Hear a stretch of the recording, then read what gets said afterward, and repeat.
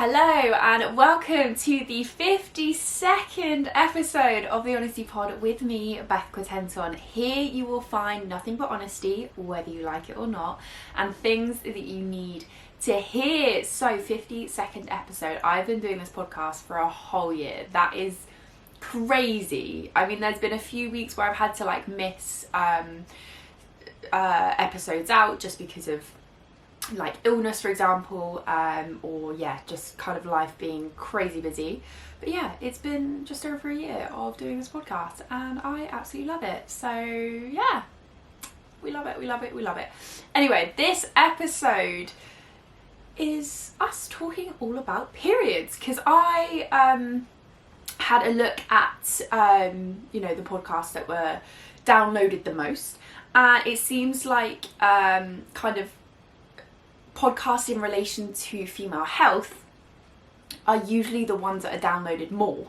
So I thought, why not talk about periods? And also, through obviously being an online coach and coaching hundreds of women over the last couple of years, it's been quite evident to me that us females, we're not as clued up on how our body works as I would say maybe we should be, but yeah, just we don't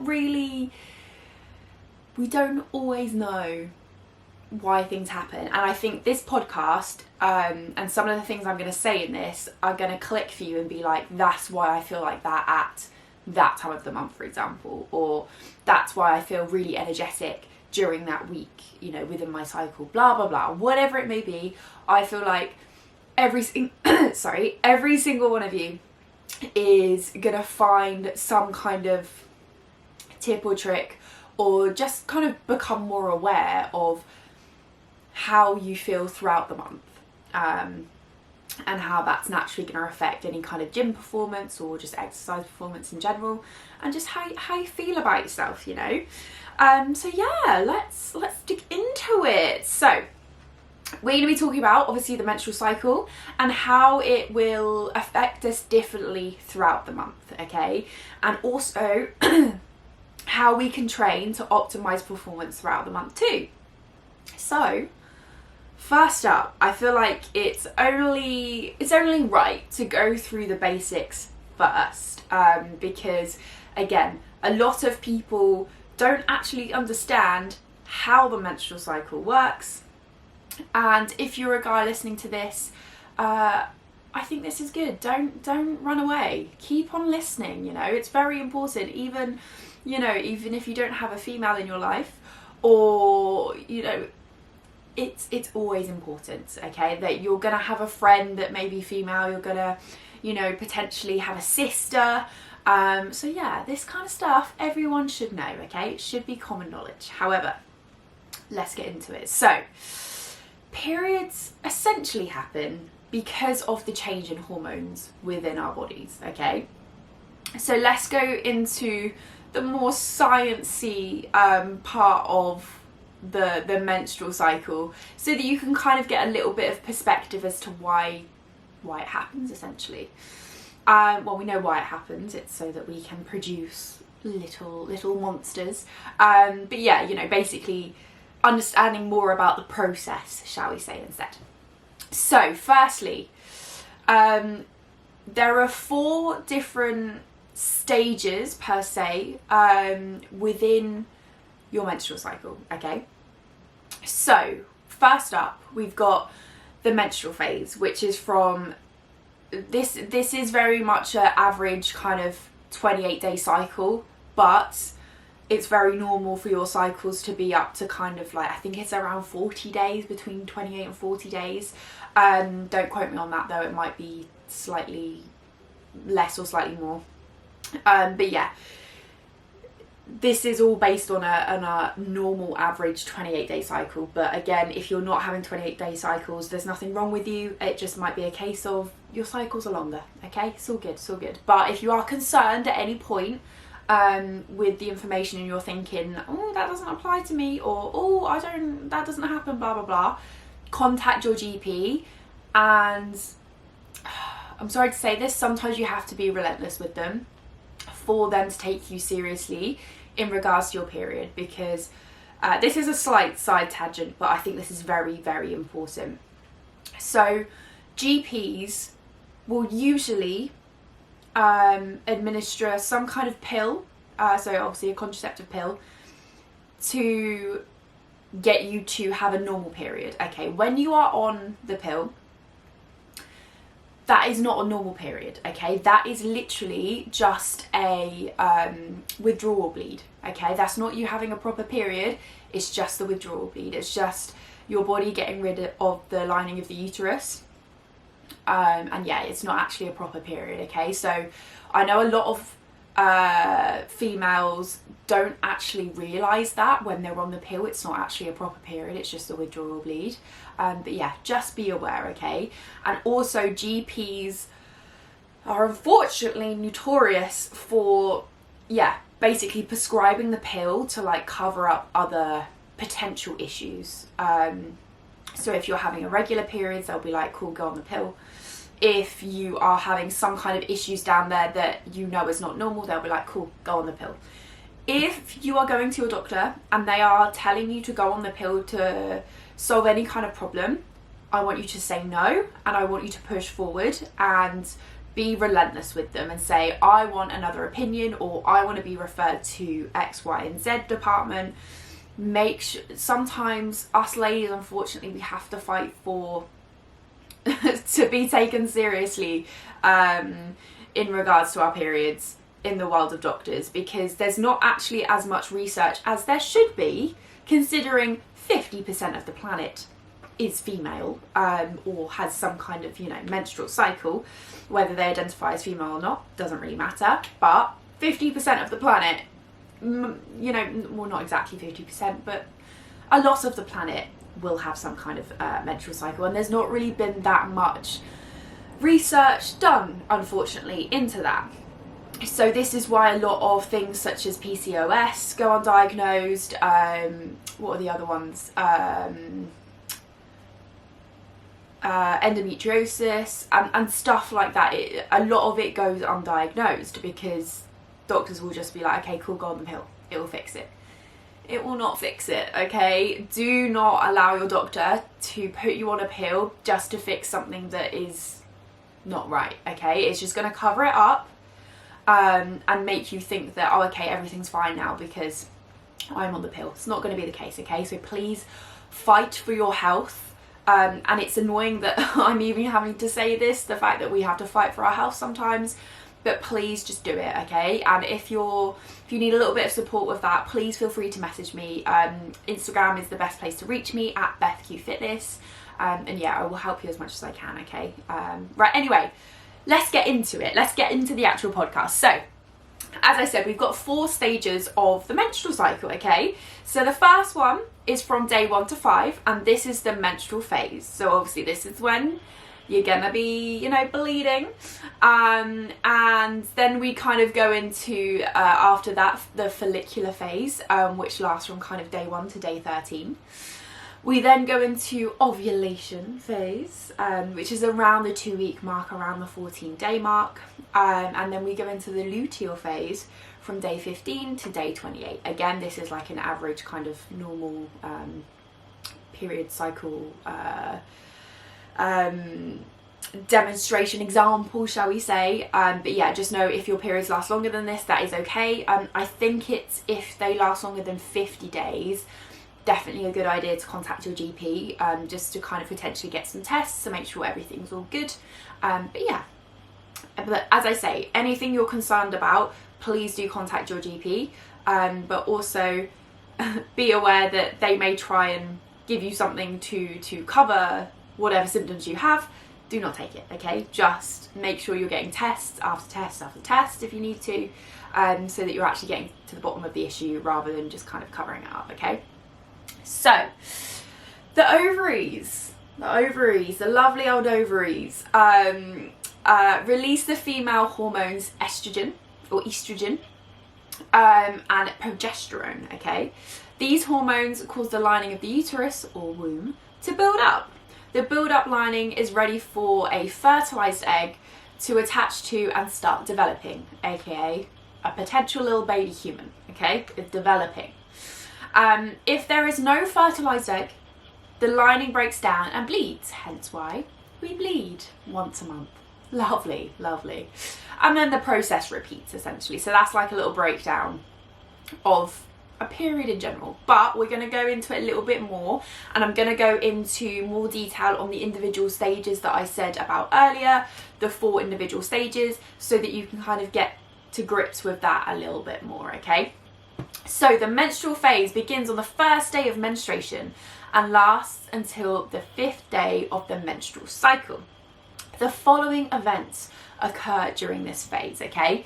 And I'm reading this from a good source so that I don't give you the wrong information. So I do apologise if you're watching on YouTube. I am reading from my laptop for most of this, but I will try and make it as fun as possible to watch, okay? But yeah, I do apologise. Anyway, let's go. So the following events occur during this phase, during the menstrual phase, okay?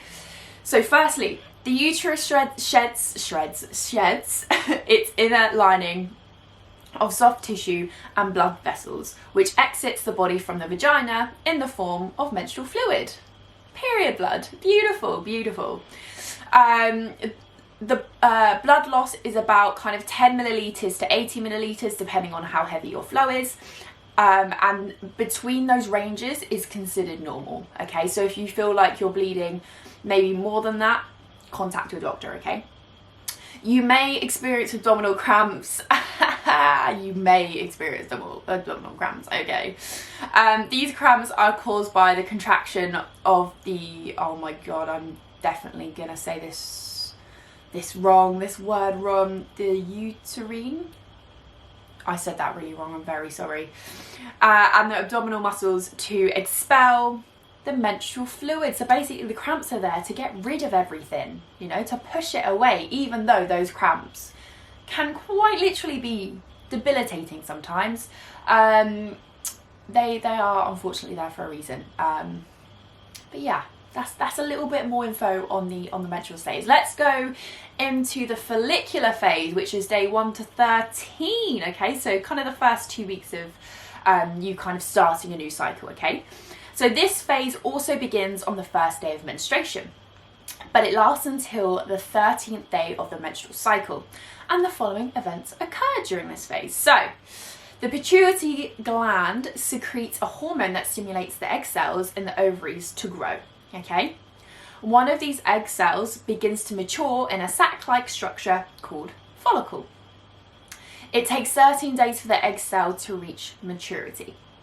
While the egg cells mature, its follicle secretes a hormone that stimulates the uterus to develop a lining of blood vessels and soft tissues called the endometrium. I'm pretty sure I said that word right, so I'm very proud of myself. So yeah, basically, hormones are secreted, stimulates the egg cells to kind of get ready, as if, you know, we're going to be impregnated, but obviously most of the time that's not the case.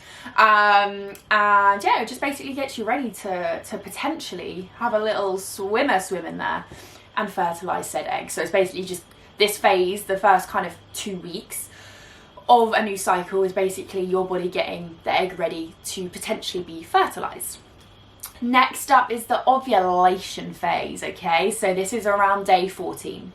On the 14th day of the cycle, the I'm awful with this word. The pituitary gland secretes a hormone that causes the ovary to release the matured egg. The released egg cell is swept into the fallopian tube by the cilia of, oh god, I cannot say this word, fimbriae. I'm gonna call it that, but I'm fully aware some of you are gonna know what I'm trying to say, and you're gonna be laughing at me, but however, I hope this is entertaining. Fimbriae are finger-like projections located at the end of the fallopian tubes, close to the ovaries, and cilia are slender hair-like projections on each fimbria. So basically ovulation is, okay, cool, we now have a perfectly matured egg ready to be fertilised, okay, ready for that sperm to fertilise that egg.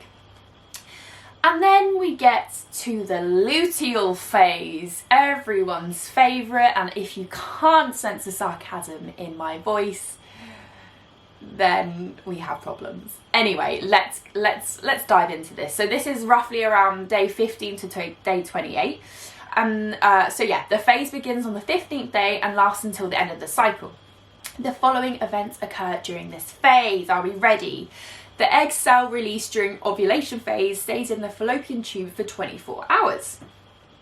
If a sperm cell does not impregnate the egg cell within that time, the egg cell disintegrates, okay? So if no little swimmer is entered and is, what do they do, like stick onto the egg or something? I don't know. Kisses the egg, let's just say that. Then yeah, the egg cell is going to disintegrate because obviously it has not been fertilized.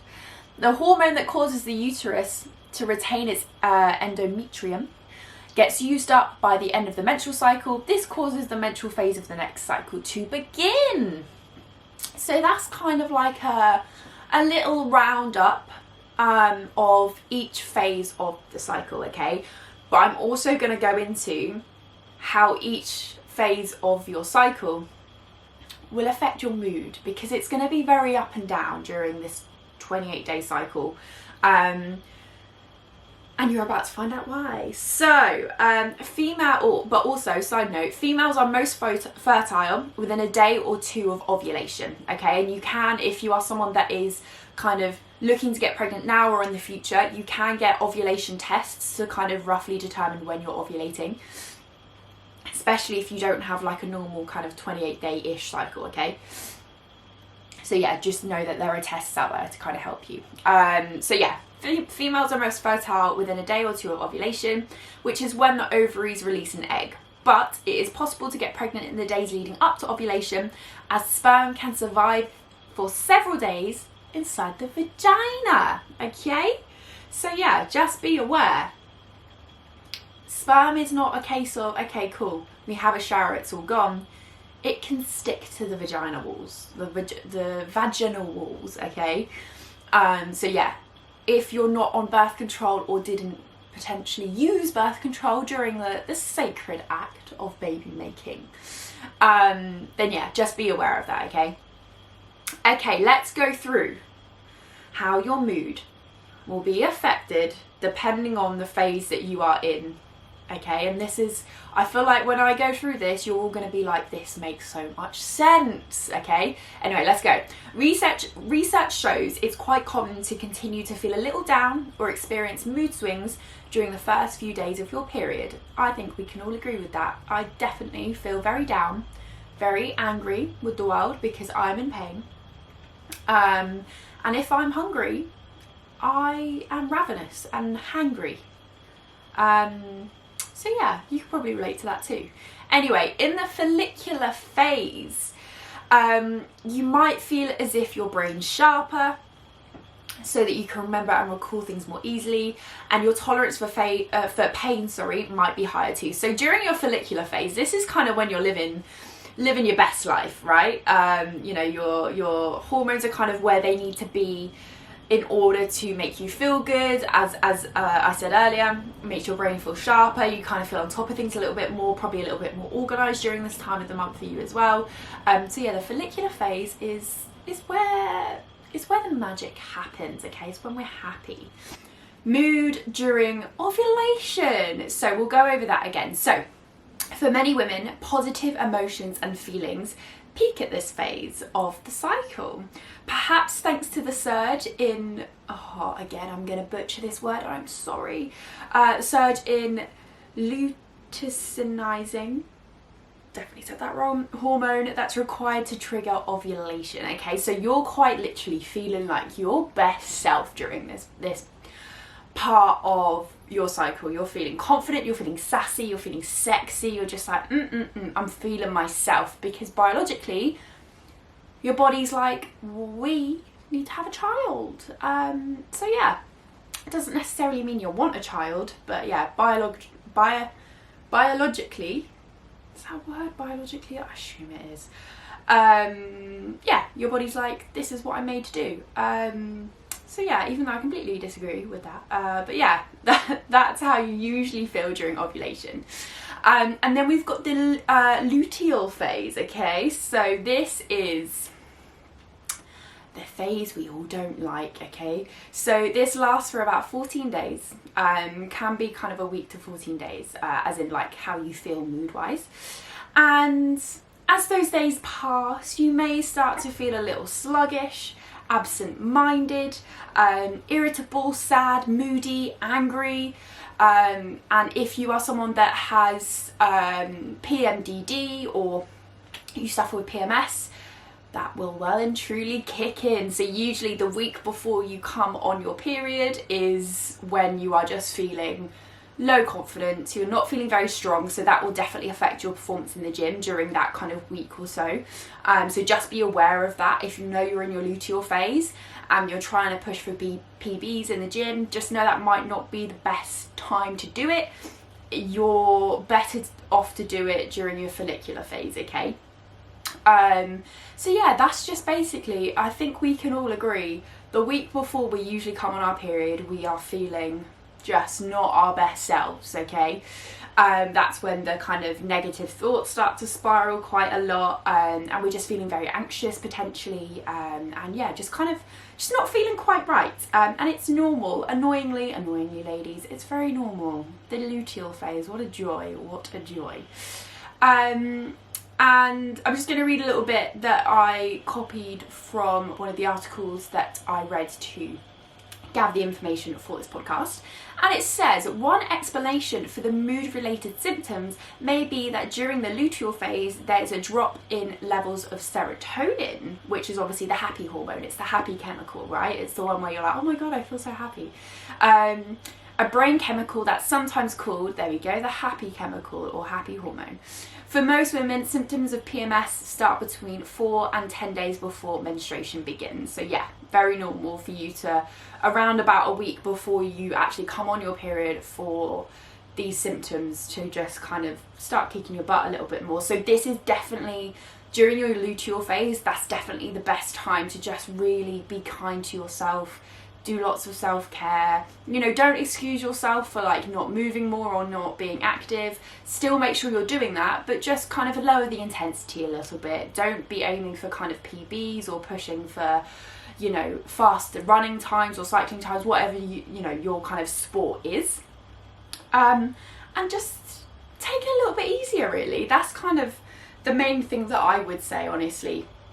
And it's the thing that I say to all of my clients as well, because it can be quite frustrating when you don't realise that, you know, the change in your hormones can massively affect your mood and just, yeah, how you're kind of, almost like how you're operating throughout the day. So yeah, something to bear in mind, okay? So that is it from me for this podcast. I really hope you enjoyed. Please do let me know if you did, because then I can make sure that I'm making content that you guys enjoy, you want to learn from, and you know that you want to come back for, you know, want to come back. So anyway, thank you so much for listening to this episode. If you enjoyed it, please subscribe. If you're on YouTube, like the video, leave a little comment, and if you are listening on Spotify, please follow the pod on Spotify and also leave me a little review as well. I'd really appreciate it, and it means that I can reach more people with the more that you kind of engage, and like, yeah, just give me ideas on what you want to know. I'm always open to new ideas. I usually get some DMs of kind of people saying, oh, have you considered doing a podcast on this topic, this topic, this topic? So please, if you've got an idea or if there's something you want answering, please let me know, okay? And if you're interested in finding out more about the body confidence coaching program that I run, or you've just got any questions in general, please drop me a message on Instagram at BethQFitness, and you can also follow the pod on Instagram at the Honesty Pod, and the same are for TikTok as well, okay, for my own personal one alongside the pod one too. So yeah, thank you so much for joining. I appreciate every single one of you that tunes in, and I will see you in the next one.